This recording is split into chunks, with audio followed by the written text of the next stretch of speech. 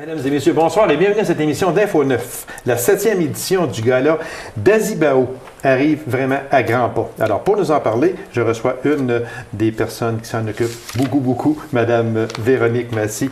Madame Massy, bonsoir. Bonsoir. Heureux de vous accueillir à cette émission. Il me semble que ça faisait longtemps qu'on ne vous avait pas vu. Ou quelque temps. Elle va dire, c'est à toi de m'inviter, tout simplement. Et voilà. Je prends le blanc, je prends le tort. Parce que Véronique, à toutes les fois qu'on l'a appelée, elle s'est toujours fait un plaisir. Mais là, elle délègue un petit peu. Fait que, oui. Oui. C'est peut-être parce qu'il y a des gens qui sont très bons aussi pour le faire. Et voilà, elle a réponse à tout. Alors, on va lui en poser des questions d'abord. Madame Massy, à chaque année, le gala d'Azibao, qu'est-ce qu'il vise exactement? Soit, quel projet et les objectifs? C'est quoi? Dans le fond, le gala, c'est pas à chaque année, c'est aux 2 ans. Aux 2 ans? Oui, okay. aux 2 ans. On est à la 7e édition. Okay. L'objectif de ça, c'est qu'on est un petit milieu aussi. Puis on trouve qu'en 2 ans, il y a des nouvelles personnes qui apparaissent dans le milieu. Oui, sûrement, puis ça donne un petit peu plus au niveau des candidatures. Mais au niveau des objectifs, dans le fond, le but du gala, c'est vraiment de reconnaître les talents, reconnaître les gens qui s'impliquent dans notre milieu. Puis en Abitibi-Ouest, on a beaucoup de gens impliqués. On veut leur donner une petite tape dans le dos. Beaucoup. Oui, c'est vrai. Un peu ça l'objectif. Oui, c'est ça, exactement. Parce qu'on parle aussi de réalisation de nos jeunes. Oui.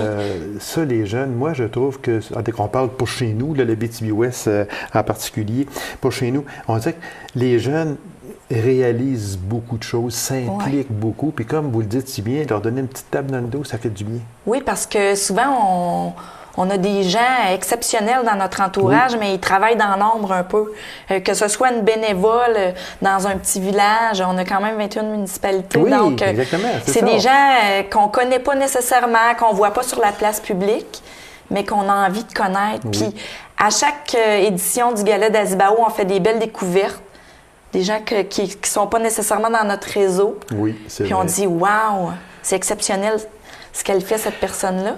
C'est ça qu'on veut aller chercher. Oui, c'est ça. Puis, du talent, il y en a tellement chez nous. On n'a qu'à regarder les différentes expositions qui se passent un peu partout, là. Puis on arrive, puis on trouve ça...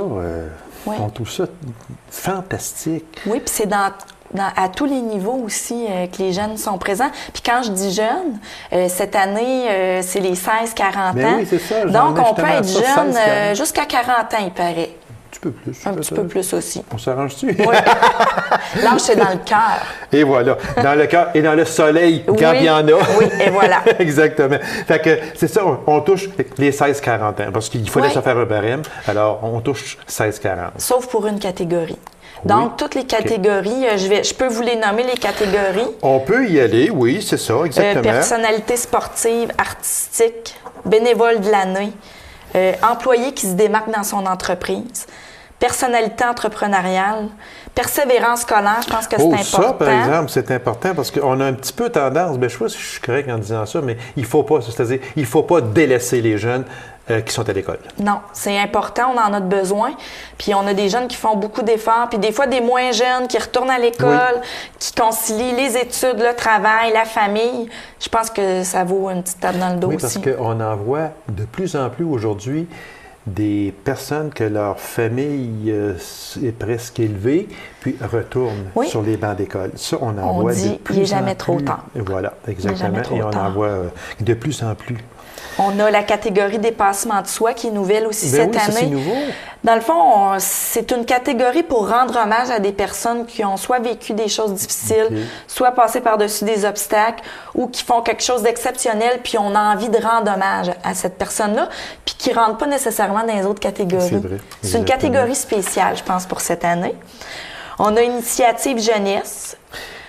Influence de l'année. Et c'est cette catégorie-là, Gabi, que je te dis qu'on peut aller plus de 40 ans. OK, c'est ça exactement. L'influence, dans le fond, c'est une personne qui, peu importe son âge, va influencer un autre groupe de personnes par ce qu'il dégage, par son implication, par l'intérêt qu'il porte soit à un sport, soit à une activité. Dans n'importe quel domaine. Oui, un professeur. Qui amène beaucoup de positifs dans la vie des jeunes, des parents. Donc, c'est vraiment une catégorie, tout âge confondu. Ça va être assez difficile, ça, là. Oui. Parce qu'il y en a beaucoup chez nous. Oui. Et voilà. Mais toujours est-il qu'il faut qu'il soit mis en candidature. Oui, c'est ça, exactement. Oui, parce qu'on va en venir à ça justement tantôt. Entreprise J. Bien, entreprise J pour jeunes. Dans le fond, on veut pas... Parce que par les autres années, c'était l'entreprise qui se démarque par l'embauche de jeunes. Oui, ça peut être dans l'embauche de jeunes, mais ça peut être par un organisme, une entreprise qui perd ses décisions, qui perd les politiques qu'ils mettent en place, par leur organisation, valorise les besoins des jeunes, conciliation travail-famille, donne la place aux jeunes au niveau de s'exprimer, au niveau d'amener leurs idées. Fait que c'est vraiment qu'ils ont la philosophie jeune un peu, je te dirais. Jeune Dynamo. Oui. C'est un prix nouveau aussi cette année. C'est nouveau, ça, parce que ça vient d'arriver. Oui.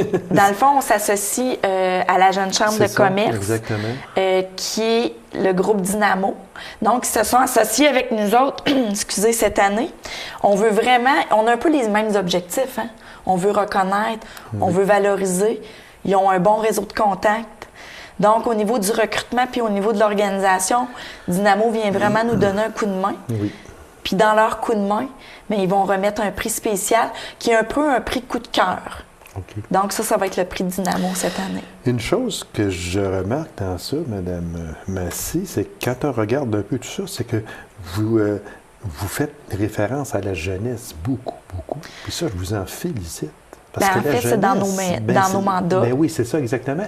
Et la jeunesse, moi, je me dis tout le temps, il faut l'encourager, il faut l'épauler. Puis je dis tout le temps, puis je vais le redire, je me répète peut-être un peu, mais c'est vrai que j'aime le dire, que moi, je trouve que les jeunes ne sont pas si méchants que ça. Là. Souvent, on a entendu, regarde, les jeunes gars, ça pousse tout croche. Ils ne sont pas si méchants que ça si on sait les encadrer. Ça, c'en est une manière, ça. Oui, puis c'est une belle façon d'être reconnu. Tu sais, oui, il y a le trophée, oui, mais l'objectif du gala, nous, on présente chaque candidat. Et souvent, d'un 2 ans aux 2 ans, on va se souvenir des candidats et non qui a été présenté et qui a gagné. Je pense qu'ils sont tous gagnants. Oui, puis l'objectif, c'est ça. Puis c'est de montrer à la population qu'on a des jeunes vraiment dynamiques qui s'impliquent puis qui font la différence dans notre milieu. Exactement. Puis on en a besoin, c'est notre relève aussi. Oui, parce que les jeunes, je l'ai toujours dit, moi, les jeunes, si on sait les encadrer, là, ils font des choses merveilleuses et extraordinaires si on sait les encadrer. Puis dans le fond, c'est... Oui, on veut qu'ils soient nommés, on veut qu'ils soient présentés, mais on a vraiment besoin des gens pour ça. On a besoin de la population. Exactement, c'est ça aussi. Les municipalités. Oui. Oui, parce qu'il y en a 21. Hein? Oui, c'est ça. Il y en a beaucoup. Fait que, justement, on a un petit peu effleuré mon autre question, que dans cette 7e édition, on va innover justement événements organisés en collaboration avec Dynamo Incorporé, qui est la Jeune Chambre. C'est tout nouveau, ça vient d'être fondé. Comment s'est fait le lien entre les deux? Écoute, c'est en sortant nos objectifs. Dans le fond, en jasant les membres de Dynamo et l'équipe du Carrefour qui organise le gala, on s'est dit, nous, ce qu'on veut, c'est de rejoindre le plus de monde possible. Bien, associons-nous. Pourquoi on organiserait 2 événements? Oui, c'est vrai, c'est ça. Au lieu de collaborer puis organiser un événement où on va aller chercher le plus de gens possible. On joint nos talents ensemble, puis nos idées, puis on fait une chose au lieu d'en faire 2 à ce moment-là. Effectivement. Qu'est-ce que l'on fait pour s'inscrire ou si on veut inscrire un candidat? Bien, en fait, c'est assez simple, même si c'est un concours, même si ce qu'on veut, c'est de présenter des gens. Fait que c'est d'aller sur notre site web du Carrefour Jeunesse Emploi, au cjao.qc.ca, cliquer sur l'onglet Gala d'Azibao et le formulaire est en ligne. C'est quand même assez simple comme inscription, mais il faut que les gens se donnent vraiment la peine d'aller parler de la personne à laquelle ils veulent rendre hommage. C'est ça qui... c'est parce que ça prend, ça, à ce moment-là, la collaboration du peuple, des gens, des différentes municipalités, comme vous l'avez si bien dit. Ça peut être la famille, ça peut être des amis, ça peut être des collègues de travail. Ce qu'on veut, c'est que les gens prennent quelques minutes pour aller remplir le formulaire et nous parler de cette personne-là et du pourquoi elle mériterait le prix. Je pense que ça peut être un beau cadeau à faire à quelqu'un. Ça, là, j'en venais justement à ça. C'est de faire reconnaître une personne, moi je dis, toi là, tu as fait telle chose, moi là, je te fais connaître et reconnaître à ce moment-là. Fait que c'est pas une question de gagner ou de ça, là, mais c'est juste le fait d'avoir pensé à cette personne-là, déjà, regarde donc ça. Puis tu sais, lors de la soirée du gala, là, c'est une soirée qui est tout le temps très dynamique, très colorée, où on prend le temps de présenter les gens, où il y a des gens de tout le milieu. Oui. Donc, Exactement. oui, c'est vraiment de faire un cadeau à quelqu'un que de l'inscrire parce que ce soit entreprise, influence, initiative, merci d'être là, merci de faire ce que tu fais, puis continue surtout. C'est pour ça que quand on regarde ici, là, influence de l'année, là, ça sera pas facile, ça, là. Influence, on a beaucoup de sportifs, on a beaucoup d'artistes. Bien, c'est ça, exactement. Ça sera pas facile. C'est jamais facile, mais nous, ce qu'on fait au niveau de la sélection, là, maintenant, les gens... Il y a des critères, justement, si on en parlait. Bien, dans le fond, les jeunes, avoir 16 à 40 ans. C'est ça, OK. Être résident et ou travailler et s'impliquer en Abitibi-Ouest. Jusqu'au 2 mars, les gens vont se faire inscrire. Oui. Donc, les personnes ne s'inscrivent pas eux-mêmes. Et c'est encore plus valorisant de dire hey, moi, là, il y a un groupe de personnes qui se sont mis ensemble pour me présenter.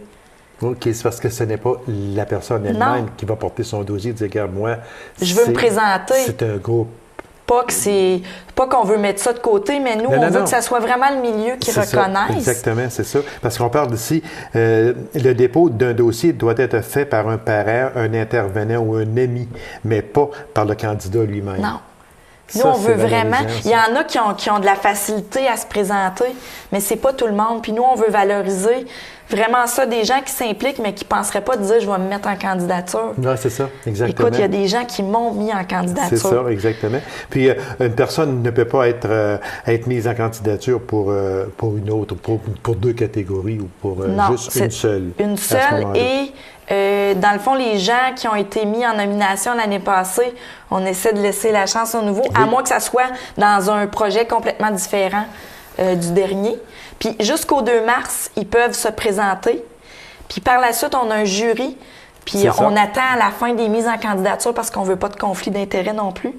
On va choisir des personnes qui vont effectuer le jury de ces projets-là. Qui va nommer ces personnes-là? Dans le fond, ça va être vraiment... On a un comité un peu externe au gala qui s'est rencontré au début pour sortir vraiment des idées de candidature, mais ces gens-là vont aussi nommer des personnes parce qu'on ne veut pas qu'il y ait de conflit d'intérêts. Donc, on attend la fermeture des mises en candidature. Puis, pour ceux qui ne veulent pas aller sur Internet, peuvent aussi... il y a des formulaires qui sont disponibles au Carrefour Jeunesse Emploi, au 299, une rue principale. On peut les envoyer par courriel aussi en document Word pour ceux qui n'ont pas accès à Internet. OK. Alors, la période des mises en candidature, c'était du 14 décembre jusqu'au 2 mars prochain. Oui. Analyse des dossiers et délibération du jury, on parle du 5 mars au 15 avril. Puis, il reste la soirée du gala qui n'est pas déterminée encore. On garde encore des surprises. Donc, il y a encore des détails à régler, mais on va dévoiler le thème et la date ultérieurement. Madame Massy, merci infiniment. Ça va être encore un très beau gala, j'en suis persuadé. Puis, on vous souhaite tout le succès possible. Puis on demande aux gens, mais inscrivez-vous. Inscrivez des personnes ou des groupes, en tout cas, peu importe. La liste et les catégories sont ici. Vous pouvez vous en informer toujours au Carrefour Jeunesse Emploi. Au 333-1110. Oui, poste 32. Je ne sais pas quand. Madame Massy, merci infiniment. Puis on vous souhaite tout le succès possible. Bien, merci beaucoup. C'est moi qui vous remercie. Courte pause, on vous revient immédiatement après. Restez avec nous.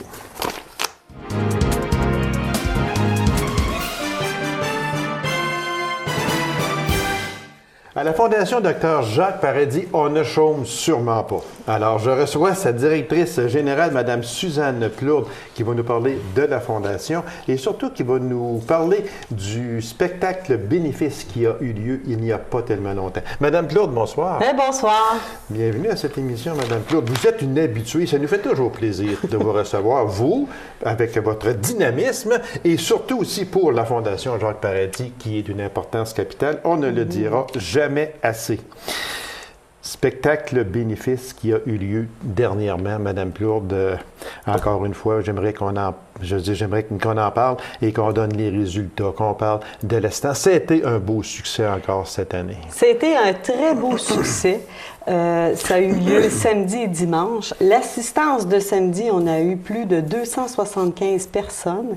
Et le dimanche après-midi, 311 personnes qui ont assisté à ce beau spectacle. C'est sûr que c'est le déploiement de plusieurs efforts, de plusieurs personnes bénévoles et tout ça. Et on les remercie grandement. Alors, attirer environ 600 personnes... oui, c'est un beau succès. Puis, et vous le dites, vous ne le direz jamais assez, des personnes qui ont à travailler sur ce spectacle-là, il faut les féliciter. On fait des efforts surhumains. Ah oui, absolument. C'est beaucoup de travail, puis on sait que ce sont toutes des personnes en général qui font partie du réseau de la santé. Alors, des fois, le temps n'est pas propice à aller pratiquer, mais on le fait quand même. Puis, effectivement. Arrimer, travail, loisirs et tout ça, famille. Aussi. Je vous dirais, là, moi, je leur lève mon chapeau. C'était vraiment un gros effort. Puis, je peux vous dire que pour la chorale boréale, ils étaient... 23 personnes choristes. Il y a eu un guitariste, 2 pianistes.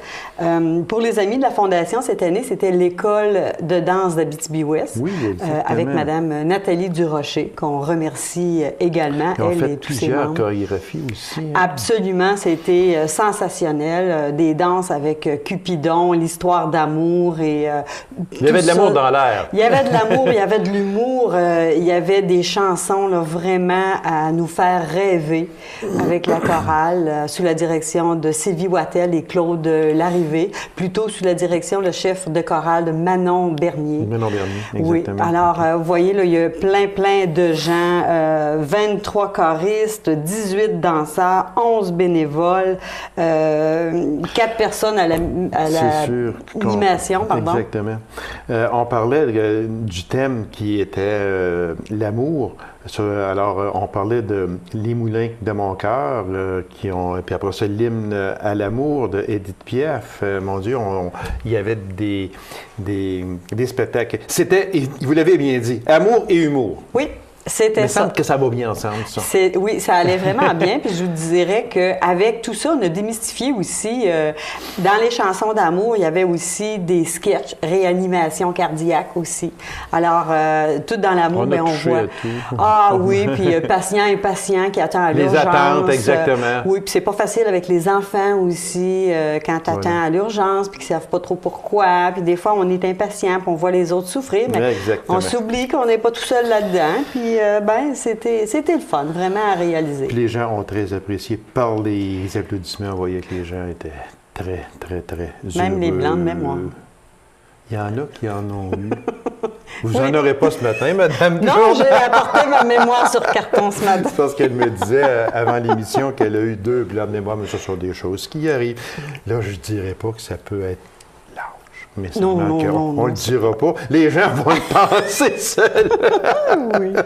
Madame Claude, c'est sûr que, bon, on ramasse des sous. Il y avait un objectif pour la campagne de financement sur 2 ans qui était de 900 000 $. On s'approche lentement, mais sûrement de cet objectif-là. Oui. Le résultat annoncé, on était rendu à 765 000 $.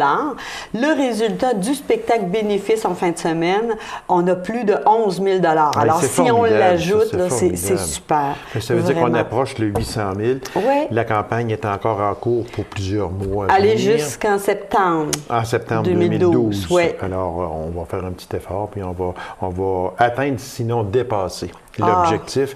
Parce que je sais qu'on en parle beaucoup, puis bon, je vous reçois souvent, puis comme je vous disais, ça me fait toujours plaisir parce que la Fondation Dr Jacques Paradis, elle est là, elle existe et elle est prioritaire et essentielle. Maintenant, les argents, on en amasse beaucoup. Puis, des fois, les gens peuvent avoir tendance à dire « Ouais, mais ils ont des gros budgets là, à la santé. » Ça représente 47 % de tout le budget du Québec, juste en santé. Mais je pense que si la Fondation n'était pas là, ça pourrait fonctionner pareil, oui. Mais par contre, il y aurait sûrement de l'équipement que vous n'auriez pas de l'équipement de fine pointe. que j'appelle. Absolument. Pas simplement les équipements qu'on n'aurait pas, mais aussi combien de déplacements à l'extérieur pour aller, soit pour aller passer un examen ou des traitements. Voilà, donc là, la qualité, on a évolué dans ce sens-là et il faut continuer. Vous savez, 2012, ça va faire 25 ans que la Fondation existe et en 25 ans, il y a eu 8 campagnes de financement, 5 spectacles bénéfices.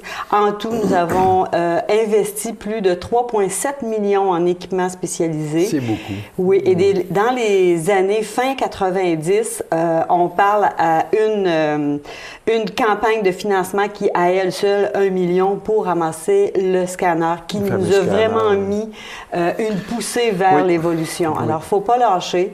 Il faut se prendre en main.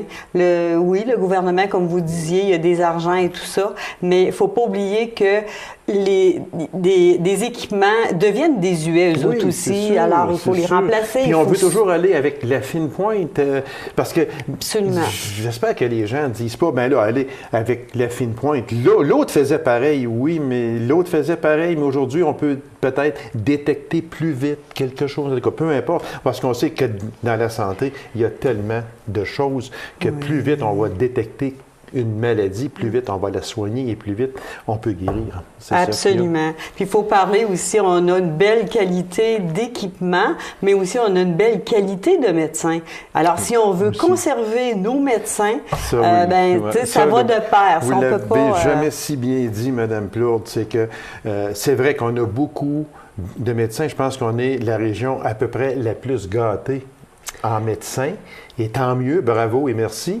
Puis, si on ne soigne pas, façon de parler, si on ne soigne pas ces médecins-là, qu'on leur donne des équipements pas trop à la fine pointe, ils vont dire, moi, là, je vais me retourner dans les grands centres parce que je sais qu'ici, je peux pas fonctionner comme je voudrais fonctionner et comme je suis capable de fonctionner, mais dans les grands centres, je vais pouvoir le faire. Alors, il faut s'arranger pour les garder ici. Absolument. Et c'est la manière de faire. Oui, absolument.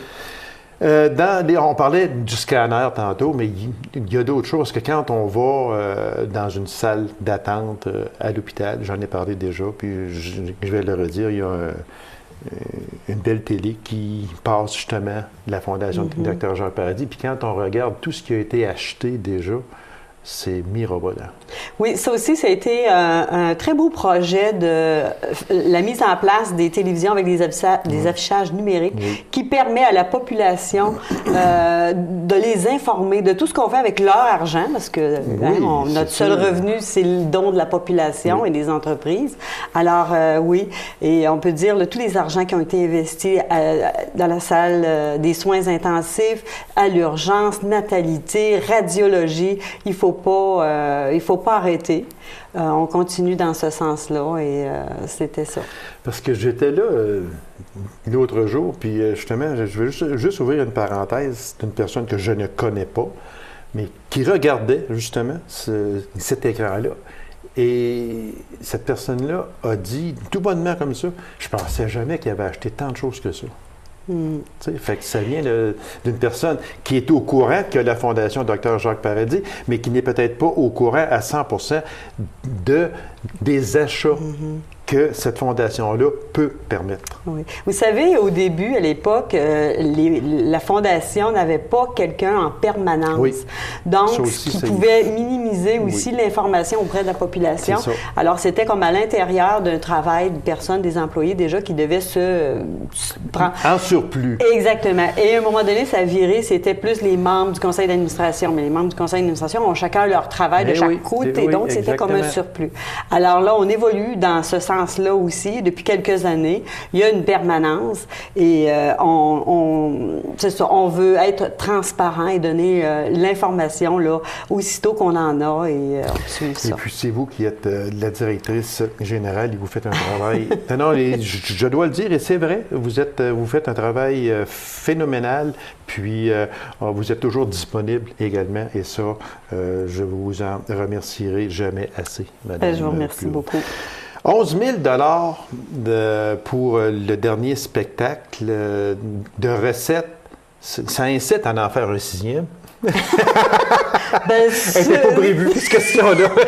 Sûrement. Écoutez, elle n'était pas prévue, mais quand on a terminé dimanche, tout le monde s'est félicité. Et à un moment donné, j'ai simplement dit, est-ce que j'ai entendu à l'année prochaine? Donc, ça a été la même surprise. Les gens de la chorale, lorsque je leur ai dit le résultat, ils ont été très surpris eux-mêmes d'avoir ramassé, que le spectacle ait pu ramasser autant. Et les commentaires que j'ai eus, hey, on n'a pas fait ça pour rien. On pensait peut-être un 4 000, 5 000. C'est le merci. Absolument. Et l'illumination des yeux de ces gens-là, mais le travail fort qu'ils ont fait aussi. Parce qu'il faut dire aussi que chaque personne qui a participé à ce spectacle le fait entièrement bénévole. Tout était bénévole. C'est excessivement important de le dire. Et si vous me permettez, j'aurais un merci très spécial à la dernière minute. Vous savez, un régisseur de plateau, c'est très important, ce que je ne savais pas. Mais c'est très important, c'est le pion. Et à la dernière minute, il a fallu en trouver un autre, un vendredi, quelqu'un de disponible. Alors, ils vont se reconnaître. Je remercie Sylvie et Robert, qui ont fait un travail, qui ne connaissaient pas ça, mais qui ont fait un travail colossal et vraiment professionnel. Bravo, vous êtes merci à vous. Haut la main, et vous avez fait un travail gigantesque et on vous en remercie. Peut-être un autre merci très important aussi, Mme Plourde, au docteur Sylvie Wattel et Claude Larrivé, qui étaient les principales organisatrices de ce spectacle. Oui, ce sont les pions, en fait, qui rassemblent tous ces gens-là et qui font ça avec amour et bien sûr parce qu'ils ont la cause à cœur. Alors oui, un remercie très, très, très sincère. Manon Bernier aussi, qui a fait, exactement. qui était à la toujours là. Boréal. Exactement. Et Nathalie Durocher aussi, avec son école de danse. En terminant, il reste à peine une minute, Mme Plourde.